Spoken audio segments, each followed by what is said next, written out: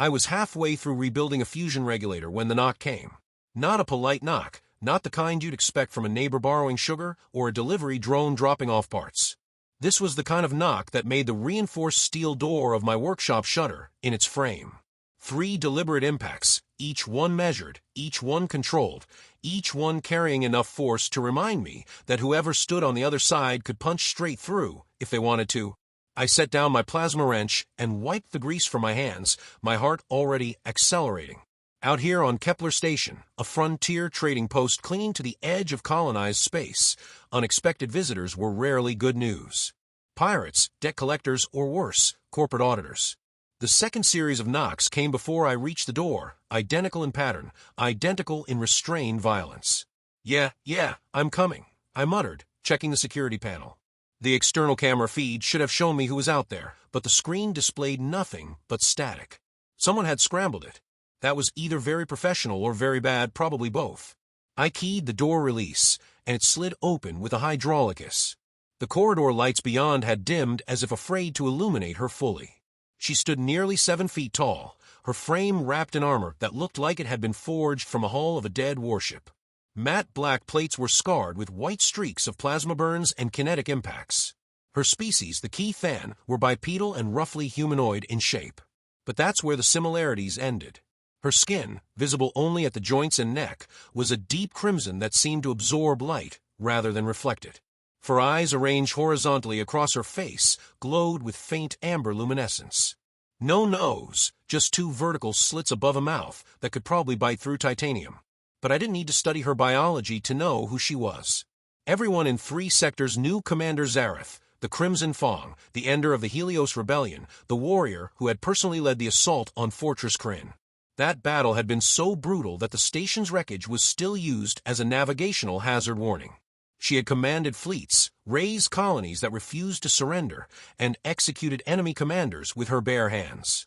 According to the stories, Zarath demanded strength and embodied it with a ruthlessness that had become legend. I had never expected to see her in person. I had certainly never expected to see her at my door. "Marcus Webb," she said. Her voice was deep and resonant, carrying a slight harmonic quality, as if 2 people were speaking in near unison. The standard translator tech rendered it in perfect English, but the underlying growl remained unmistakable. "That's me," I managed, my mouth suddenly dry. "What can I do for you, Commander?" Her 4 eyes fixed on me with an intensity that made me want to step back. I didn't. 20 years as a combat engineer for the Colonial Marines had taught me that showing fear to predators was a bad idea, even if you were absolutely terrified. "I require your assistance," she said. I waited for her to elaborate. She didn't. "Okay," I said slowly. "With what?" She glanced past me into my workshop, then back to my face.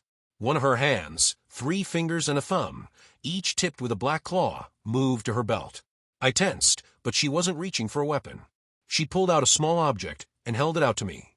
It took me a moment to process what I was seeing, a data pad. Standard civilian model, about 10 years old, with a cracked screen and faded case decorated with what looked like cartoon stars. "I need you to fix this," she said. I stared at the data pad, then at her, then back at the data pad. "You're joking." "I do not joke," she replied with absolute certainty. "Your commander, Zarath, the Crimson Fang, you've destroyed battlecruisers. You once killed a Vraxian chieftain in single combat using only a broken piece of rebar. And you're asking me to fix a data pad?" I said, the absurdity of it barely registering. "There are 1,000 tech shops on this station. Automated repair kiosks on every level. Why come to me?" Her eyes narrowed slightly. "You are a veteran of the Frontier Wars. Your service record indicates advanced technical training. You specialize in reverse engineering alien technology. You are also discreet. How do you know that?" "I know many things, Marcus Webb." The way she said my name with that double-tone voice made my spine straighten. This wasn't a request. This was a test, maybe, or an order disguised as a favor. Either way, refusing didn't seem like a smart option. I took the data pad from her hand. Her claws brushed my palm for a brief second, and I was surprised by how warm her skin felt. "Come in, I guess." She had to duck to enter my workshop. Her armored bulk made the space feel suddenly cramped. I'd lived and worked here for 5 years, and the clutter of half-finished projects, spare parts, and tools scattered across every surface had never bothered me.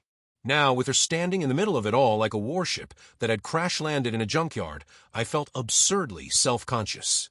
"Sit if you want," I said, gesturing to the only chair that might support her weight, a reinforced bench I used for heavy machinery. "This might take a few minutes." She remained standing, her posture perfect, hands clasped behind her back, watching me with those 4 unblinking eyes. I set the data pad on my workbench and powered up my diagnostic scanner.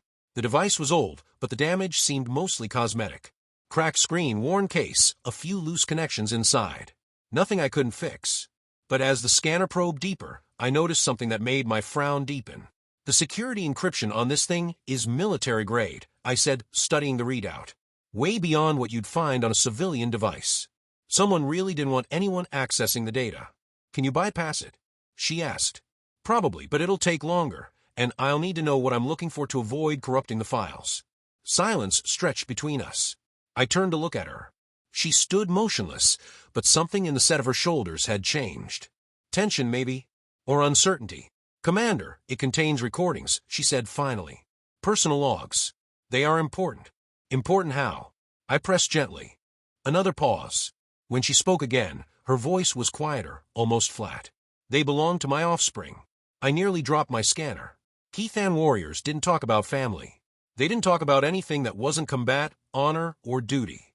The idea that Zarath, the most feared warrior in the sector, had a child and was standing in my workshop asking me to recover recordings of them was so far outside my understanding of her species that my brain stalled trying to process it. "I didn't know the Keithan had children," I said carefully. "We do. Rarely. Our biology does not favor reproduction.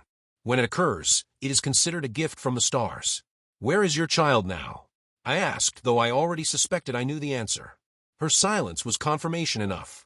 I set the scanner down and turned to face her fully. "I'm sorry. Do not apologize. You bear no responsibility," she said flatly. "I know, but I'm still sorry." She tilted her head slightly, studying me with those 4 amber eyes. "Why?" "Because losing someone you care about is terrible, no matter who you are." For a long moment, she said nothing. Then, almost imperceptibly, her shoulders lowered. "The data pad was damaged during the evacuation of Colony 7, she said. "I carried it with me through 18 battles. I kept it safe. But when I finally had time to access it, the encryption had corrupted. I could not retrieve the files."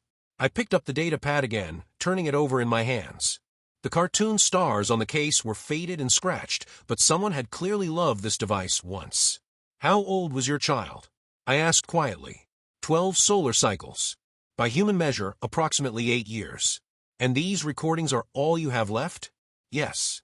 I looked at her, this towering warrior wrapped in armor and legend, and saw something I hadn't expected to see. Grief. Raw and unguarded. Visible only because she'd allowed it to be. "I'll get them back," I said. "I don't care how long it takes." "You are certain?" she asked. "Yeah, I'm certain." She nodded once, a sharp military gesture. "What is your price?" "No price. Consider it a favor." "Catherine, do not accept charity," she said, and there was a warning in her voice. "It's not charity. It's basic decency." Her eyes narrowed. "You would risk offending me."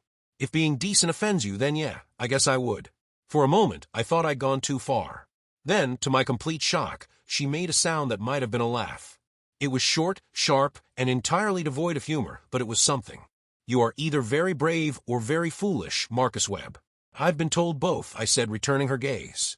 She moved to the bench and sat down, the metal groaning under her weight. "Then proceed." "I will wait." I got to work. Bypassing the encryption took 3 hours. 3 hours of silence broken only by the hum of equipment and the occasional clink of tools. Zarath didn't move, didn't speak, didn't complain. She simply watched, her 4 eyes tracking my every movement with an intensity that should have been unnerving, but somehow wasn't. When I finally cracked the last layer of security, the datapad screen flickered to life. "Got it," I said. "Files are intact. Audio and video logs, about 47 entries total." She rose from the bench in one smooth motion and crossed to my side. I held out the datapad, but she didn't take it immediately. Instead, she stared at the screen at the list of file names displayed there. "Would you like to check them before you go?" I asked. "Make sure everything's working." "No," she said simply. "I trust your work." She took the datapad, holding it carefully, almost reverently. For the first time since she'd entered my workshop, she looked vulnerable. "Thank you, Marcus Webb." "Just Marcus is fine," I said. "Thank you, Marcus." She turned to leave but paused at the door. "You asked why I came to you specifically," she said. "Yeah," I replied. "After the war, many warriors returned to their clans seeking glory and celebration.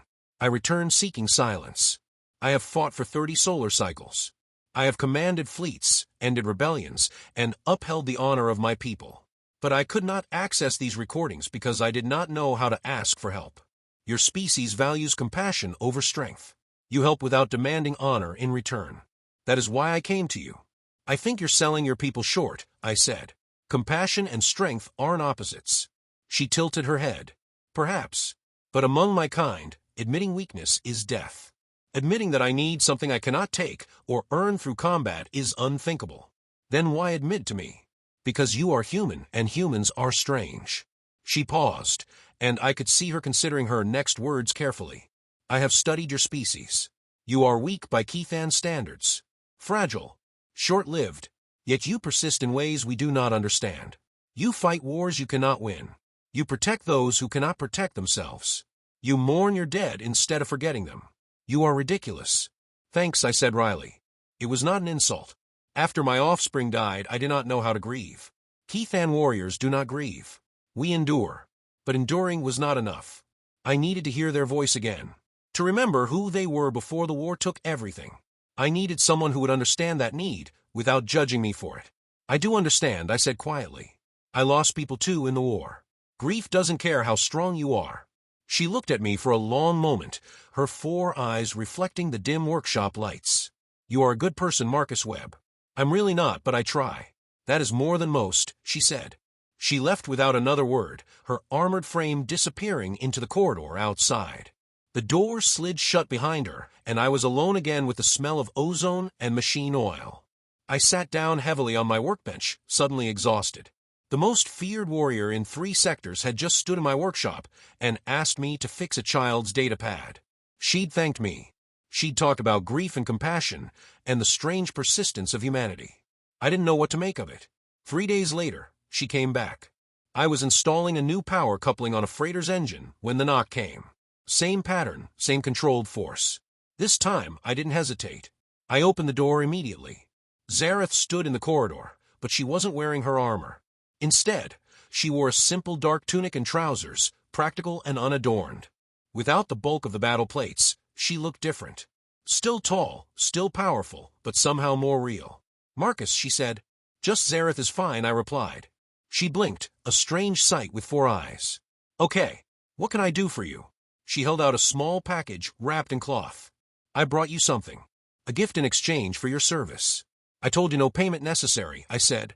"I know this is not payment. It is gratitude." I took the package and unwrapped it carefully. Inside was a blade about 8 inches long with a handle wrapped in worn leather. The metal was dark, almost black, with a faint pattern etched into the surface. "This is Keithan steel," she said, "forged from the hull of my first command ship. I carried it for 15 solar cycles. It has saved my life more times than I can count." "I can't accept this," I protested. "You can. You will. You gave me something I could not recover on my own. Something more valuable than territory or victory. You gave me my child's voice." I looked at the knife, then at her. The recordings worked. Yes. I listened to all of them. My offspring was joyful.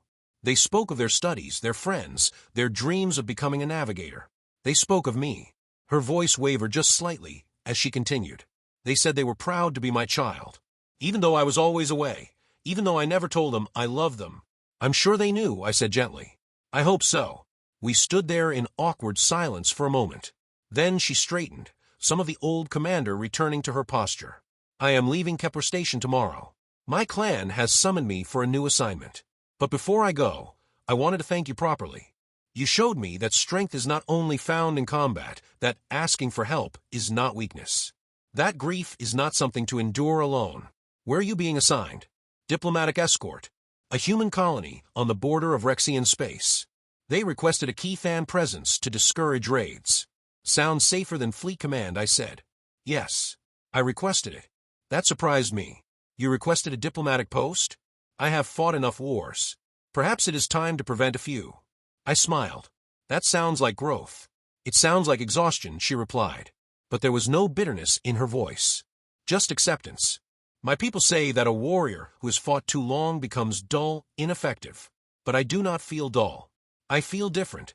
As if something has changed. Maybe something has, I suggested. She nodded slowly. Perhaps. Thank you, Marcus Webb, for fixing the data pad, for listening, for not treating me like a monster. You're not a monster. Many would disagree. Then many are wrong. She made that sound again, the one that might have been a laugh. Goodbye, Marcus. Goodbye, Zarath. She turned and walked away, her steps silent despite her sighs. I watched her go, the knife still in my hand. I never saw her again. But 6 months later, I received a message on my personal comm, no sender ID, but the encryption was military grade. The message was short: the colony is safe. The humans are strange but kind. I think I am beginning to understand why your species survives. Thank you for teaching me that there is more to strength than violence. Perhaps one day I will return to Kepler Station. Perhaps we will share a drink and talk of things other than war. Until then, be well, Marcus. Zarath. I saved the message and went back to work, a small smile on my face. The blade hung on my wall, a reminder that even the most feared warriors in the galaxy are still people. That grief is universal. That sometimes the bravest thing you can do is ask for help. And that humans, ridiculous as we are, have a habit of finding compassion in the strangest places.